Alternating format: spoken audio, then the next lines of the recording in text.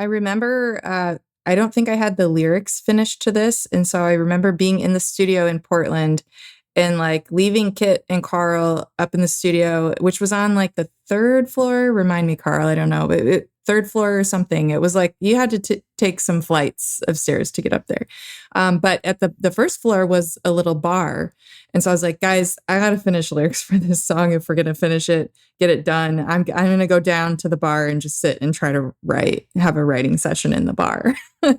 And I finished the lyrics there. So I probably had like a pint of Guinness or something and finished the lyrics. Welcome to the Back Catalog Listening Party, your weekly musical happy hour where musicians pick an album from their back catalog and tell the stories behind your favorite tracks in front of a live online audience. This week we talk with St. Louis singer-songwriter Beth Bombara. We revisit her 2017 album Map and No Direction, talk about her crazy week recording in Portland, playing in the hotel bar, and even finishing up songs in between sessions. So pour a beverage, grab a snack, and kick back as we dig into this album together here on the Back Catalog Listening Party, where it's always Friday and old albums never sounded better. Happy Friday. Happy Friday. Happy Friday. And welcome to the Back Catalog Listening Party. My name is Mother Banjo, one of your hosts. My name is Anthony Ihrig, the other host. And today we have joining us from St. Louis, Beth Bombara. Hey, thanks for having me. Oh, people are psyched for this. They really are. I think everyone's needing the Friday vibes today because folks are, we're like, many folks were even early to the party. So we like that. We got Roger and Chris enjoying some Zinfandel. Right, Christy having some kombucha. Alinda, Connie, in general of Anagon, enjoying Earl Grey from Conroe, Texas. Excellent. Roger from Denver, Jennifer from Oklahoma, Mark from Chicago. So folks really, and then someone in your hometown. Sean is walking on a treadmill in St. Louis while he's joining the party. That is virtuous. That's some good multitasking there. And David having an elderberry lemon balm tonight. That sounds good. Carl from the Portland area. And Carl engineered the record. So he's going to hang out for a little bit with us. All right, Carl, we want to hear all the secrets. Yeah, exactly. Produced and engineered. Yeah. Wonderful. Well, if you are new to the Back Catalog Listening Party, this is our weekly musical happy hour. So again, tell us where you are tuned in from, if you're enjoying a beverage or a snack. And Tony, are you enjoying any kind of beverage today? You know, I am. I'm actually trying to be virtuous today too. I got my lime sparkling bubbly water here in my Back Catalog Listening Party pint glass. Nice. The only way to enjoy some bubbly. I was feeling like it's kind of chilly here in the Twin Cities. We've enjoyed a taste of summer, but now it's kind of gone back to like more seasonal temperatures. So it's rainy and cool, and I needed to warm myself up with an old fashioned. So I even got the fancy square ice cube going on in there. So I was really channeling the good stuff for tonight. So that's what I'm enjoying. Beth, are you enjoying anything? Yes, it's not quite as fancy as your old fashioned, but it is some Bullet bourbon on the rocks. Oh, so that's good. Well, cheers to you, Beth. Cheers to you, Ellen. Everybody. And cheers to all of you out there. Thank you so much for joining us. This is a happy hour, and it's a listening party, and parties are best when we listen together and have conversations. So if you have questions or comments for Beth throughout the hour, let us know in the real-time chat, and we'll try to get to all of them before the hour is over. That's right. And what we do here on the Back Catalog Listening Party is we invite some of our favorite artists on to revisit one of their old records. And so the record that Beth chose to feature tonight is Map and No Direction, which came out in 2017, which again was produced by Carl Kling, joining us from Portland. So that's really exciting. So we're going to talk all about it and listen to a bunch of tunes from the record.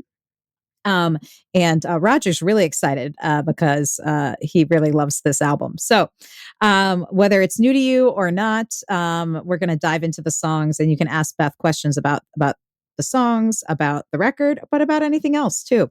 We can't guarantee she'll answer every single one, though. That's artist's choice. But it seems like there's a bunch of folks who are familiar with your music who are joining us for the show tonight. But Beth, for folks who are maybe less familiar with your music, maybe you can give a 2-minute origin story about where you grew up and how you fell into making music. 2-minute origin story. I got to put that on my to-do list like yesterday. We won't time you though. So yeah, no. Okay, no. So I was born and raised in Grand Rapids, Michigan, and people ask me, when did I start playing music? And for me, it's sort of it kind of always was a part of my life. We had a piano growing up, and so I learned, in grade school, I started learning piano, and I was kind of into that. And then I'm not exactly sure why, but she was into it. So my mom had a guitar laying around the house, and at some point, I decided that was way more interesting than piano. And I just sort of I met some other girls who were interested in music and really liked going to shows, and they wanted to start a band. So we started a band, and ever since I got my driver's license, I've been driving all over playing music for people. Nice. Excellent. We like that. And I can't remember when we first met, but it was probably at either a Folk Alliance International or a Folk Alliance Regional Midwest Conference. And you were already a pretty established songwriter when I met you. So, and it sounds like you started young. So where does this album fall into your discography that we're going to be revisiting tonight? Yeah, so there's a little contention, but on like what actually constitutes my first album, because I did I did make an EP sort of basically in my bedroom, and I did burn it to a CD and sell it at some shows, and at one point it was somewhere on the internet, but I don't really I count that as like a demo, not like an album. So I put my first record out in 2009. And so how many, and then I did an EP, and then Map in No Direction came along after the EP. So it's sort of like the third collection of songs, or sorry, that's not, there's one more in between there. My self-titled record came out in 2015, and then Map in No Direction. So this is 3 albums ago, but like kind of in the middle. It's a good snapshot because it's in the middle of all the recorded work I've done. Excellent. And don't worry, we won't dig around for those lost demos, because I think we all have those demos sitting around somewhere that we don't want to talk about. Although I probably still have a MySpace account with something on there floating around there. Oh, Lordy, MySpace. Wow. Todd is still there. Is it Todd? Tom? Todd's still enjoying those. That dates myself. Anyway, we are really excited to revisit this record, and excited that one of the producers is joining us here on the chat as well. So this first track that you picked to feature is called I Tried, Too Late. So is there anything you want to say about this song before we take a listen? I guess I can just say, when I started playing this song live, people were very concerned because they thought it was autobiographical. And I was like, no, I wrote this about somebody else because, I can't write every song just about me. So this is about, somebody else going through a relationship situation. So, yeah. All right. Well, let's give it a listen. This is Beth Bombara, I Tried, Too Late, here on the Back Catalog Listening Party.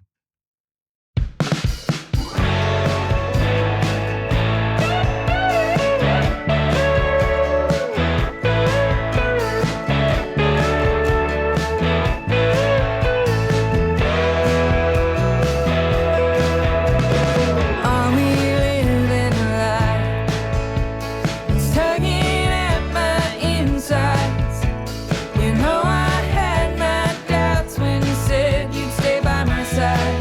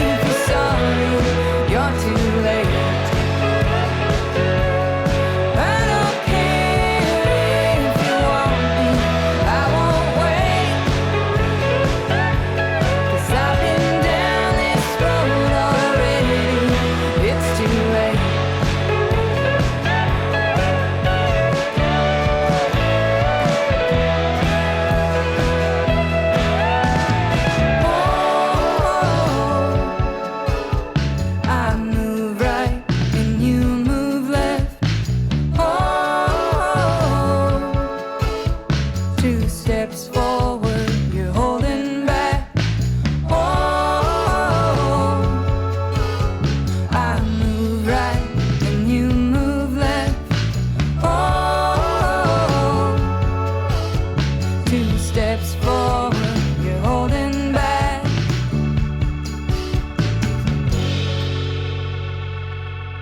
I don't care if you're sorry, you're too late.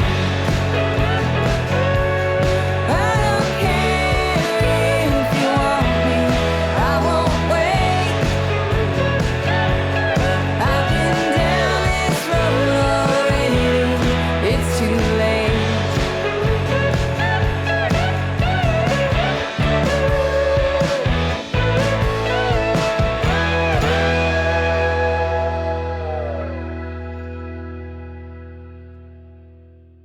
All right. Beth Bombara with I Tried Too Late. And Alinda saying the song has the heads bobbing. We were, Yes. it's Yes. true. Bobbing along and folks really enjoying it. Got lots of claps from Mark and also a lot of conversation in the chat about, Tom Petty and George Harrison vibes. And certainly that the lingering like keyboards at the end had a Benmont Tench feel, and that guitar did have a George Harrison-y kind of vibe. And Carl said, your producer said, I remember Tom and George Harrison were discussed at the onset of the recording. Can you tell us more about that? Yeah, so I'm thinking back to what a good producer does is they have a conversation with you before the recording, and you could loop this into what's called pre-production, is like what sounds, what kind of recordings are you listening to that you're really into, like that you maybe want to try to bring into your record. So I love George Harrison. I love Tom Petty. I love those tones of those records. So a lot of what we talked about is like the tones of the guitars and the sounds on the record. So kind of like talking through what I was digging at the time and maybe wanted to pull into my record a little bit with Carl. And so we could kind of have a palette to go to when we were working on these songs. There's an infinite amount of decisions that could be made, so having some boundaries sometimes is helpful. Yeah. Now, were those decisions also based on the songwriting at all? Like the kind of the feel of like the song content kind of lend itself to those vibes for you as well? Yeah, I think in a way, because I'm this song I wrote on acoustic guitar. And so just kind of hearing what it might be like in my head, I was like, oh, I could see it being those sorts of veins. And then like kind of bringing that up to Carl and Kit, who also, my husband Kit, plays in my band. And he actually played most of the instruments on the record. He and I collaborated on that. So the guitars, the electric guitars that you hear in that song, our Kit is actually playing those. Which is funny because he plays bass guitar in my band right now. But he also played all of the drums on this record. Wow. So he's a versatile multi-instrumentalist. Yeah. And you'll hear more of that as we dig into it. Well, and that actually leads to another question we often ask about, like the recording process. Like, did you do it all live tracking in a room or something? But if he's playing the drums and he's playing the guitars, unless he's an octopus with many arms. He might be. Can you talk a little bit about the process of putting it together in the studio? Yeah. So first off, my favorite way to record is to take the whole band in the studio, we all set up and we track all of the basic tracks live together. And that's how some of my other records were recorded. But this record in particular, I was at this point where I didn't have a band anymore. My band sort of had fizzled out. And really, if I wanted to make a new record, it was just going to be me. Like I didn't really have help. It was going to be me and it was going to be Kit. And Kit knows that one thing that motivates me is a deadline. So he he had this idea, and like we didn't have very many resources either. So he said, okay, well, our friend Carl is out in Portland. We're in St. Louis. Maybe what if I'll call Carl and I'll see when he might have studio time available. So Kit booked the studio time. And I maybe had a few of the songs written, finished. And so then we had a timeline. So Kit and I woke up in the mornings and sat at the kitchen table, and we had this roll of like butcher paper that we would unroll and cover the whole table, and we would just work on lyrics together. So I would have kind of the bones of the idea for the song, and then Kit would help me work on lyrics, and he recorded in the studio. So yeah, we did most of the basic tracking in Portland with Carl. So the drums, the rhythm, guitars, the bass. I don't remember if we did some keys at that same time, but like the basic bones of everything. And then when we got back to St. Louis, we added a lot of the lead guitars just from our home studio. And Kit did the strings for a few of the songs. He did the strings. We had a show. We were in Nashville for a few days, and we were like trying to wrap things up with this record. And so he actually recorded strings in a friend's house that we were staying at. I don't remember if we had like a mobile recording rig or if they had something there, but it wasn't a studio. It was like he just tracked these strings there. And so it was sort of like this piecemeal kind of recording situation, which isn't my favorite because it's hard to like get it done. When do you say it's done? Right. So yeah. But the other thing I'll add is for the recording process. It was very funny. I was like, man, we need some like lead guitar on this song. And Kit and I look at each other and we're like, well, neither of us are really lead guitar players. And I was like, well, you're probably better suited to that than me, because like you can play the violin, you can move your fingers really fast. You can like so he's like, okay, let me take a crack at some lead guitar for this. And so I think he was definitely feeling the Harrison inspiration for that. I was gonna say, Nice. I would not have guessed it wasn't like someone who would consider themselves a guitar player playing on that track. Right. Well, Raymond jumps in and says that Kit and Beth are an incredible team together. That's for sure. Clearly. Hey there. Would you like to be part of the live show? Well, become a member of the Back Catalog Listening Party Patreon, and you'll get a backstage pass to weekly online tapings where you can ask the artist questions and participate in the live chat with a fun community of like-minded music nerds. You'll also get a first look at upcoming guests and receive invitations to special live streams and private after parties. So join the party today at patreon.com/Back Catalog Listening Party.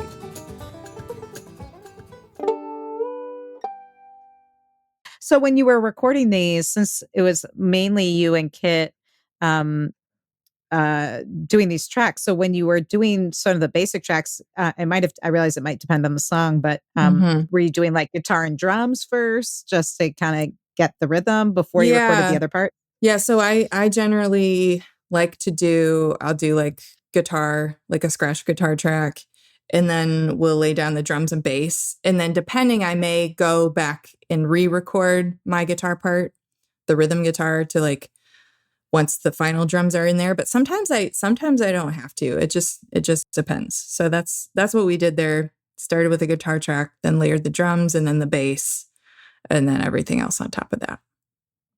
And so how long did it take to record a lot of I know you recorded some parts, like you said, later in Nashville, but to get kind of these core tracks, because I realize it takes a lot longer if it's just the two of you trying to redub everything, a layer on the tracks. It takes a lot longer than just playing with a live band. So how long did it take? Were you able to do in that first trip to Portland? Or Yeah, so we were in Portland for a week, a solid 7 days. But the interesting piece of this is I don't remember if it was before Kit booked the studio time or after, but I also then had a residency at the McMenamin's Hotel in Portland, the Crystal Hotel. And so that means I had to play a show every night at this hotel. And it was a residency, so it was in their like swanky little bar area venue. And it just became this wild week of like, I stopped really knowing what time of day it was, because it was like, okay, we'd wake up, we'd go to the studio, which was within walking distance of this hotel. So that was really amazing. So we'd wake up, we'd eat something, walk from the hotel to the studio, spend some time in the studio, and then walk back to the hotel for dinner, and then play a show, and then go back to the studio after the show and work for a couple more hours, which really literally meant Kit and Carl were working, and I was just like passed out on the couch in the studio. Oh, wow. So intense. It was like, and these are things you do. I don't have the energy for that anymore. I was still holding on to the energy of my 20s, and I don't think I could pull that off again. But that's part of the magic of it. Really, is just sort of this intense period of music making. Yeah, and it seemed like the way you described, like, it wasn't ideal conditions, not having a band, but you were going to do it. You had the time blocked out. So like there really it seemed like this kind of almost urgency to get this done, even if you were doing all those things. Was there just a certain kind of thing going on in your life where you're just like, this has to happen, has to come out now? Yeah. So for me, that time period of my life, I think I had expected a lot more to happen. And to be sort of like further along in my music career at that point. And I didn't realize until sort of like partially through recording this record, but why this was so important to me is this was me sort of like writing myself out of really the first kind of depressed area of my life that I'd ever experienced. And I didn't really know that I was experiencing some depression until like I was in the middle and kind of coming out of it. And so this record for me is kind of healing in a way, and kind of like recentering and getting back to kind of the why of why I make music in the first place. And so it was a very kind of healing. These songs were very healing thing for me. And I think it's on the list, but that's sort of kind of we're jumping ahead a little bit, but the song Map in No Direction is really kind of chronicles my writing myself out of depression. So. Well, we could take a listen to that right now if you want, or we could go to When I Wake. Do any preference on that? Let's go to Map in No Direction. Let's do that. That's cool. While we're queuing up that track, I was going to say that Raymond had a really important observation, saying folks don't realize that oftentimes the music doesn't end once you leave the stage, especially when you're trying to juggle some recording time and life in general. And that's the thing when you talk about like Carl mentioned the very late nights in the studio, but I think sometimes people think, oh, it's like partying and making music, and like not like how much work and like exhaustion and for you, I mean, playing a gig, like that's not, you didn't have any time for partying on that on that trip.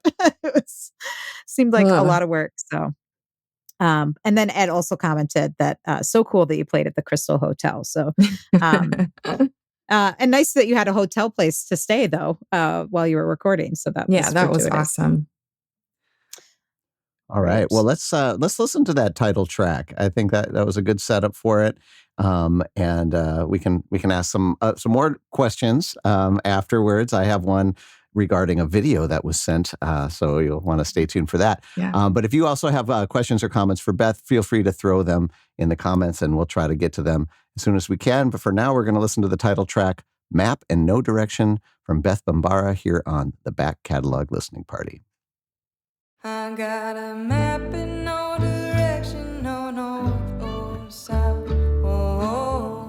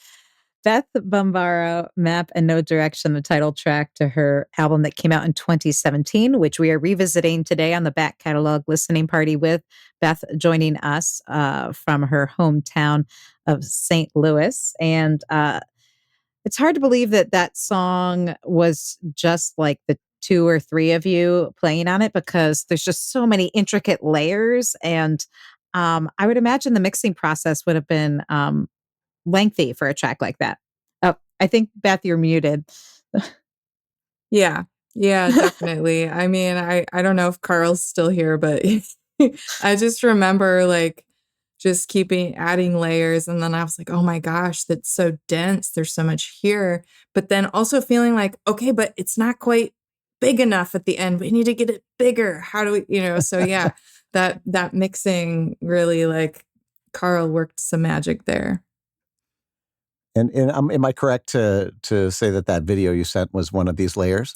Yes. Because So I'd love to show that. Do you want to set it up before yeah, we? yeah. So it's because of all the layers, it might be hard to pick out, but at the end of Map in a Direction, what we just listened to, there is this sort of like, well, it's called a zither. And we recorded this. This is a video clip of Kit actually playing it. I filmed him while he was recording it in our home studio. So here's a little clip of him playing the zither.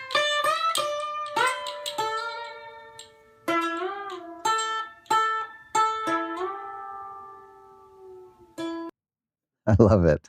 I love it. So that was probably what was actually on the record too. Yeah, that's on the record. Yep. That's so cool. Yeah, so many layers, especially at the end. You could just hear all these little different, and it's hard to even tell what instruments are making what sounds. But again, so many little different intricate layers going on. And one thing I noticed on both that song and especially the song before is sort of a whole bunch of layered vocals as well. Was that you multiplied several times, or was Kit or Carl contributing to that? Yeah, so the vocals are all me and Kit. So Kit is singing those layers. Excellent. Well, nice. Sounds great. And speaking of layers, Raymond says, lots of interesting layers here. So much to hear, so many wonderful influences, a great mix. And Mark was feeling the vibes and saying that comparing the nuance and arrangement to Tears for Fears. Oh, that's amazing. When you think about those records being recorded in these huge studios with, all these players and just the three of you in a studio making this, it's amazing. Yeah. Well, like I said, I had the bones of the song and worked on lyrics with Kit, and I sang the lead vocals, and I played a lot of the rhythm guitar, but like a lot of everything else is just Kit. And I think Carl added some piano in a song and maybe some synth. But yeah, it's a lot of the layers are Kit. Just like, and we'd have conversations, we'd talk about it, and I'd be like, well, I feel like it needs like this sort of layer. And then he's like, okay, well, what about this? And then he pulls out the zither, and I'm like, oh my gosh, this is crazy. So, well, you're working with the right person, but if they just have a zither sitting around their studio that they can pull out at just the right moment. Right. Well, I was speaking of rhythms, I would love the rhythmic movements in this song. Like, was that something that you were hearing when you were like playing it on the guitar? Is that something that kind of happens when you and Kit get together and put the stuff together? I mean, I think I was playing sort of a choppy rhythmic thing on the classical guitar, which, I'm playing classical guitar on this as the backbone of the rhythm. And I remember I could feel there needed to be some sort of like choppy rhythm to it. So I was sort of playing the guitar in that manner. And so I think Kit kind of picked up on that. And when he sat behind the drums, he's like, I'm feeling like more of I'm going to use the drum kit, but not as like a drum kit beat, more of as like just percussion. So once we sort of framed the drums for this song in that light, it sort of all started to come together. And I think once he was playing the drums that way, then he got sort of the idea to play the strings more percussively in that way. Yeah. So it's interesting. You have the drummer also playing strings and like It felt like an extension of the drum kit almost. Yeah, exactly. That's So cool.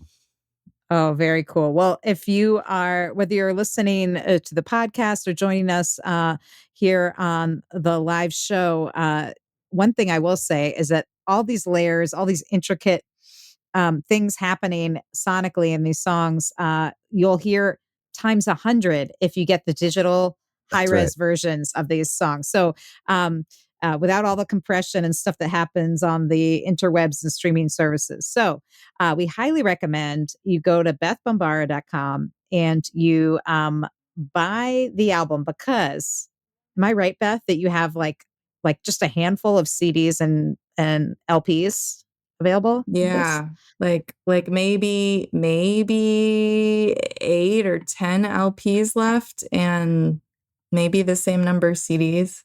Wow. Wow. And it's no easy task to reprint these days. So this is, Records, yes. Yeah, for sure. Yeah. Mhm. And Beth said she brought them back from the UK just so you could buy them. So on her recent trip, so Yes. a few extra copies were scared up. So get yours while you can. Also, if you don't have the right kind of players to play in the physical format, you can download the high res digital files as well. Because either way, you want to hear these tracks in their full glory. Because there's a lot going on. there's a lot going on. And I agree. And you know, the other thing that we mention most weeks when we do this is that it goes a long way to show the artists that you want to hear more from them. We've had a couple people say they can't wait for your next record. Well, the best way to support Beth and to let her know that you want her to get back in that studio is to buy physical merchandise. And I saw some other really cool merchandise on Beth's site when I was preparing for the show, including some cool little cat pins and cat hats. So definitely head on over to bethbombara.com and pick up your vinyl and your cat swag. Yeah, and really cool t-shirts as well. So really you can just be like a walking advertisement for Beth Bombara. All the stuff. and Raymond chimed in to say musically so much going on makes the music so worthy of repeated listenings for sure. And I agree. And that's of course the other thing that's great about buying the music. You can listen to it on repeat. So we need to get to more tracks because we want to get to at least a few more because the music is so dang good. So this next track that you picked to feature is When I Woke. Is there anything you want to say about it before we take a listen? Yeah, this one, I remember, I don't think I had the lyrics finished to this. And so I remember being in the studio in Portland and like leaving Kit and Carl up in the studio, which was on like the 3rd floor. Remind me, Carl, I don't know, but 3rd floor or something. It was like you had to take some flights of stairs to get up there. But at the 1st floor was a little bar. And so I was like, guys, I got to finish lyrics for this song. If we're going to finish it, get it done. I'm going to go down to the bar and just sit and try to have a writing session in the bar. And I finished the lyrics there. So I probably had like a pint of Guinness or something and finished the lyrics. But this one, the 6th floor. Oh my gosh. Yeah, that was way up there. Wow, what a pain. Okay, anyway. So, and then the only other thing I'll say about this song is on this song in particular, I played the lead guitar licks. So this was me sort of for the first time, really. I'm like, I'm not a lead guitar player, but here's what I'm hearing here's what I hear, and I'm going to try to play it. So. Yeah. Awesome. Well, we'll all be listening for that. I love all this. I love all this background information. It just kind of enhances the listening. And again, if you have questions and comments while we're listening, throw them in the chat, and we'll try to get to them. But for now, we're going to listen to "When I Woke" from Beth Bombara here on the Back Catalog Listening Party. When I woke, I swore you were next to me. Your body breathing underneath the sheets, and you spoke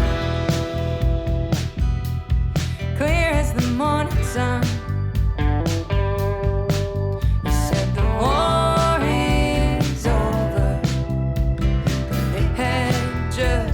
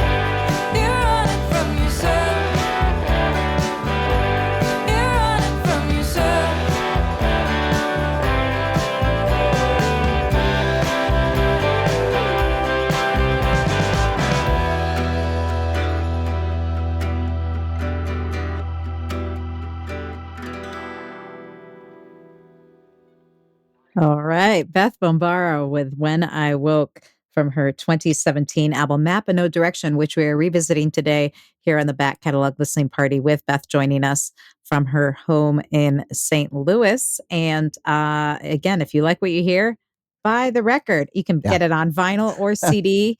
Yeah, So good. some tasty licks there, Beth. I was listening, and you can really hear the stereo field again. You'll get this if you're listening on some good headphones or good speakers, which you'll definitely want to do justice to that vinyl or CD that you get.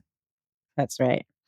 And also, I want to mention that earlier we were looking at some great studio shots and also that video of the zither and that recording and all that. And if you are just listening to the podcast version of the show, you can check out the photos and the video and all that good stuff if you go to the show notes at backcataloglisteningparty.com.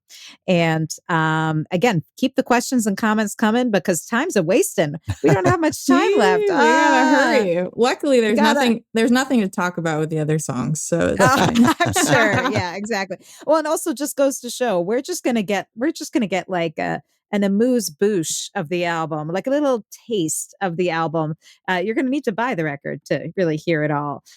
So you'll need to do that. But before we do, we want to mention a little business here that the folks that keep this party going from week to week are our Patreon supporters. And these are the folks that have kept the show going since March of 2020. So Yeah, 5 years. these are the folks that have kept this party going and enabled it to reach more podcast ears. So big thanks to Penny, Ann, Alinda, Bevan, Connie, Vaughn, Alan, Chris, Peggy, Becky, Peggy, Joe, Jim, Beverly, John, Fred, Tim, Sarah, David, Jocelyn, Matt, Steve, Mark, Homestead, Pick and Parlor, Severin, Lynn, Mary, Nikki, Joni, David, CJ, Wiley, Stephanie, Christy, Diane, Hetty, Sandy, Neighbor Ann, BZ, Alyssa, and maybe you. If you're new to the Back Catalog Listening Party, you might want to consider joining our Patreon. And that's how you get invited to all the live tapings of these shows. So if you're listening to the podcast and you're like, man, I wish I had been on that live chat. And that's how you get invited. That's how you can get the Back Catalog Listening Party Founders Pint Glass. There it is right there. And you also get first look at all the guests and some behind the scenes stuff, after parties, other cool stuff. So if you can join our Patreon, and Patreon's a great way of supporting the music and people you love. And if you love Beth, good news is she has a Patreon as well. What do you want to say about your Patreon and what folks might expect if they sign up for yours? Yeah, well, okay. I think everyone who's here for the live taping is here because of Patreon. So that's like one cool perk. And there's a free tier if you just want to kind of check it out and see what it's about. And there's some different paid tiers that really this is the place that, like, when I write a new song, the first people to hear it, just me playing the acoustic guitar, like right after I wrote it, is in my Patreon. That's where I share that stuff, and nobody else gets to hear that. And these, like, I've shared songs that may not ever get released. So yeah, I try to utilize that as a space kind of outside of the algorithm, which is really a nice place to be. So Yeah. Yeah, and judging by the engagement we've had tonight, you have something special going on there. It's a community of people that are really supportive of what you're doing and really into all of that. And that's, I think, something that people are longing for now. They want to be part of a community of actual other human beings that share, common interests, common tastes and stuff. And I can't say enough about my experiences with artists. So, and their Patreon. So if you're liking what you're hearing on today's podcast and want to be part of Beth's community, highly recommend that you head on over to her Patreon site, which we will link to in our show notes. And it's also a great way of supporting artists if maybe you're like, well, I don't have a record player or CD player anymore and I just stream, and that's totally understandable. But then it's a great way to support artists in other ways that make sense to you, whether it's the Patreon or buying tickets to live shows. And you have a pretty busy calendar this summer, Beth.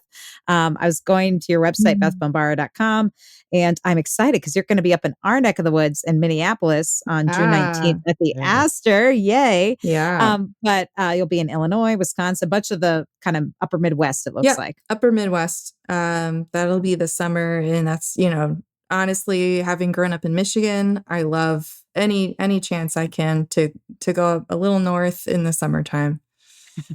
Yeah, a little more temperate than St. Louis in the summertime. Yeah. Well, we are excited about that. So you can check out our website as well to find out all those dates.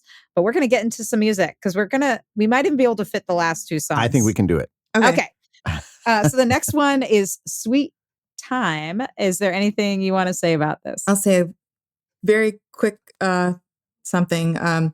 This song, like I had the chorus to this song in my head for maybe 3 or 4 years before I figured out what the rest of the song was. And I remember like this Map in No Direction was initially supposed to be an EP. And I remember being in the studio at Carl's studio, and he had an upright piano. And I sat down at the piano and I started playing this chorus that didn't have the rest of the song. And I was like, I should finish this song right now. So we did it and made it on the record.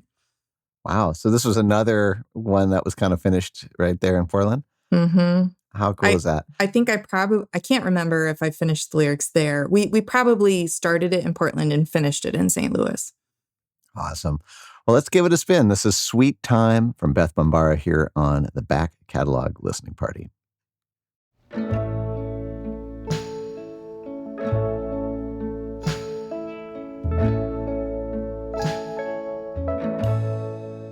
Feels like our better days are such a distant place, but you take me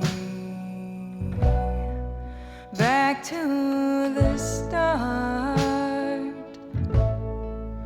Oh, when you held my hand, I knew I was home at last.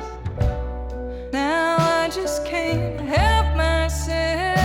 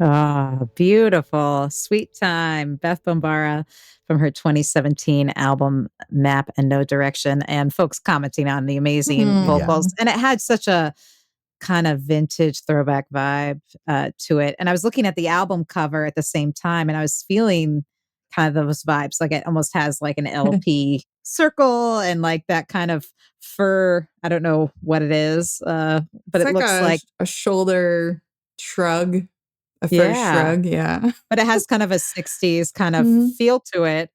So like, was this inspired by anything in particular, like any kind of old songs that you really Uh, love? not a specific song, but I do remember like telling Kit, like I wrote it on the piano, which I write most of my songs on guitar, but I wrote this one on piano, and I I told Kit, I was like, "Look, I'm really hearing strings on this," and he's like, "Well, what do you like? What kind of strings?" Like, because it took him a minute to like warm up to the idea or like the vibe that I was, and I was like, "Okay, maybe just like go listen to some Motown or something like Mm. that." So I gave him some homework, and he came back with this. I love it so much, this string arrangement he worked really Mhm. hard on, because he also was like, "Beth, I haven't played violin in like years." So he's like, "This could take me a while." And I was like, "It's fine. I believe in you. You can do this. I know you got this." And oh my gosh, he knocked it Nailed out it. of the park. Yeah. Yeah, for sure. Mhm. I had that same that was what I was thinking when you mentioned Motown. I was like, yeah, 100%. And I know why that melody was in your head for 3 years or Yeah. whatever. It's going to be in my head now for the next few Oh. years. Yeah. Speaking of the vintage stuff too, you had also brought to let's see here, get this on. You had mentioned that cover was a Polaroid, and Yeah. I just was curious. You'd also sent these pictures of other Polaroids that might Mhm. be from that time. I think I see the album cover right there. Yeah. Is there was that just you had the camera out for So, yeah, the so session? these photos aren't in the studio per se, but when you're getting a record ready to put out, you have to do a photo shoot for the press images and to get I'll possibly get an album cover out of it. So I talked to my photographer friend, and this is the whole idea of like, I just like old stuff. I like old music. I like Mm. records. I like film. And so I talked to my photographer friend and said, "Hey, will you do this photo shoot for me? And what if we just do it all on Polaroids and kind of see what happens?" So we did. Super cool, Nice. and what a great cover you got out of that session too. That's awesome. Yeah. It's Thanks. really good. Well, and it looks like the original photo is even a circle. I don't Yeah, know. it actually That's is. great. So the photographer, he got the Polaroid film. So like you can see like some of them have a black background, a black frame, and he got some that had a circular frame. That's So so cool. I didn't know that was a thing. Yeah. I didn't know either, but he found these different sort of framed Polaroids with Very yeah, cool. and he took some photos. So Awesome. Very cool. And just think you can have this awesome round Polaroid shot on a big round vinyl. I'm Yeah. just saying it yeah. feels like I can imagine we're not listening to the vinyl version right now. We're listening to the digital files, but I can imagine how good that song must be. And it seems like a song you would want to play on the record Mm, player with your honey and slow dance to. Mhm. that's right. Just saying. Speaking Yeah. of which, our friend Chris chimed in to say, love the beautiful synergy that happens when a husband and wife get together and Mhm. collaborate. Oh. That's right. The Back Catalog Listening Party is brought to you by EFS Publicity. Founded by veteran publicist, promoter, DJ, and musician Ellen Stanley, EFS brings an artist's perspective to the table, working to help clients get to the next level in their career. Services include national and international media campaigns, radio promotions, tour press, crowdfunding, grant writing, and more. Get a quote or set up a consultation today at efspublicity.com. Well, we're feeling the love. Thank you all for joining us today on the Back Catalog Listening Party. Great conversations happening in the live chat. And if you're just listening to the podcast, I'm sure you're picking up on that energy. This is and Joni chiming in to say thanks for a beautiful show. Well, the good news is we're going to fit in one more song. Yeah. Oh, we're gonna because do it. Luckily, we talk about this sometimes before we get on the show, that sometimes we don't have time for 5 songs. And because we were having such a robust conversation, we weren't sure we would. But this track, thankfully, is like around the 2-minute mark. Is that right? Yeah. It wasn't supposed to be on the record. Really? I What's the felt like story with that? I felt like I needed one more song to legitimize it as an album rather than an EP. There was this big controversy, like with my the lady who was doing the record promotion. She's like, I feel like for me to promote it as a record, an album, it needs one more song. So I took that seriously, and I wrote this song just kind of out of the blue. So here we go. What a different era we're in now, right? If you put 2 songs together, people are calling it an album. So, well, I'm so glad that you got this one on, and I'm so glad that we get to listen to it together here. We're going to close out our hour with What We're Giving from Beth Bombara here on the Back Catalog Listening Party.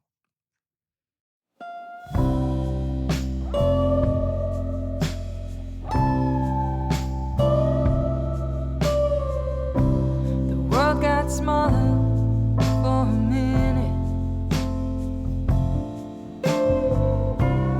Getting back on what we're giving. I'm giving it everything I can. 'Cause I know that even this will mend.